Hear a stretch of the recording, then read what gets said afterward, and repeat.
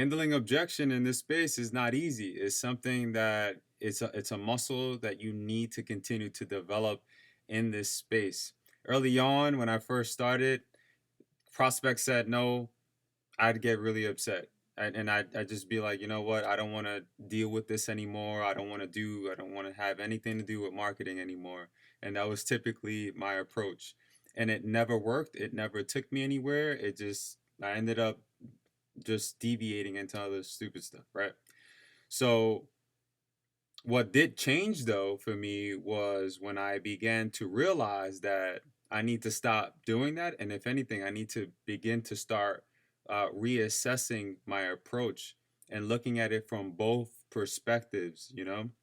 And it's crazy how, like, when I began to pause and reassess what I was doing, how those no's went from, so what's the address that I send the check to, you know? So it's just interesting, you know.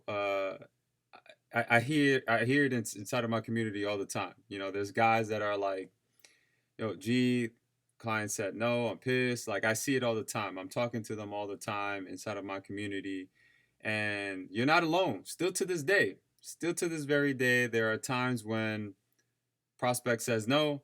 But for me, I've developed that muscle now where it's just like, take a deep breath, write it down, reassess, move on to the next. Take a deep breath, write it down, move on to the next. You know, I don't get caught up in the emotions anymore. You know, not every prospect, whoever sits on these videos and tells you, yeah, they're always going to say yes, I promise you, here's the winner template. You know, it doesn't work like that. That's not marketing. That's not how marketing works. There are going to be times when the prospect says no, and it's what you do with your approach. If you could just understand that, like, it's crazy how things just change, and they change really, really quick. I've seen it.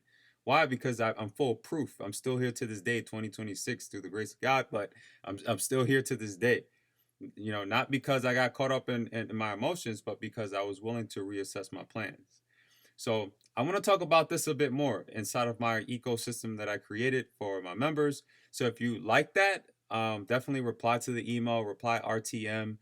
Um, Let me know your thoughts. I mean, how are you handling it now? Like, are you getting upset? You getting pissed? Or are you deciding to push through it? You know, because we've all been there. Whoever sits here and says, "No, no, I got it all down packed."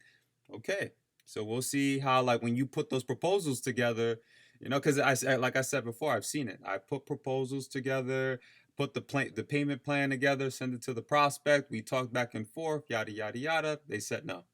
They said no. They said no. And it's what you do at that moment that changes everything. And like I said, you know, reassess it, reassess your plan, reassess your approach, because that's what I'm still doing to this day. I'm reassessing my approach, I'm reassessing my plans. I'm not always winning, I'm not always hitting home runs, but my consistency and my ability to keep going is what kept me here in this space. So do you guys want me to make another part to this? I'm gonna drop that video inside of my ecosystem if I see all those thumbs up and likes, and I'll put something together for this, because there's a lot more to this. There's a lot more context. There's a lot more of a process that I believe maybe most should go through, so you can develop that habit. So when you're making those calls, you're already prepared, you know, or when you're emailing or when you're in communication with that prospect back and forth and you guys are talking, you're already prepared upstairs, because it's going to come. I'm not saying you should be worried all the time, but you should be prepared. All right. So hopefully you got value out of this video. I will be back soon. And let me know in the chats if you want a part two to this inside of our ecosystem. Speak soon.